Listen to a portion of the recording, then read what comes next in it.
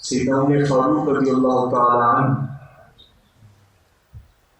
ایک روز حجر اسود کے پاس آتے ہیں اور فرماتے ہیں کہ انی اعلم انک حجر لا تضر ولا تنفع، کہ اے حجر اسود میں تمہارے پاس آیا ہوں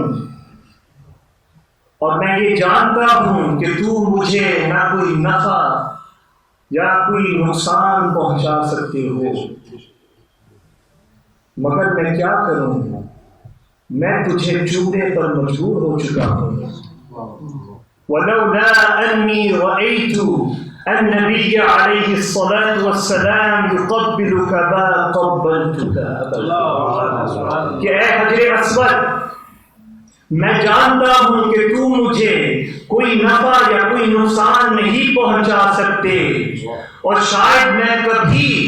تجھے نہ چومتا، مگر کیا کروں، میرے محبوب کے دو لبوں نے تجھے چوما، اب محبوب کی ادا کی پیروی کرتے ہوئے میں تجھے چومنے پر مجبور ہو چکا ہوں۔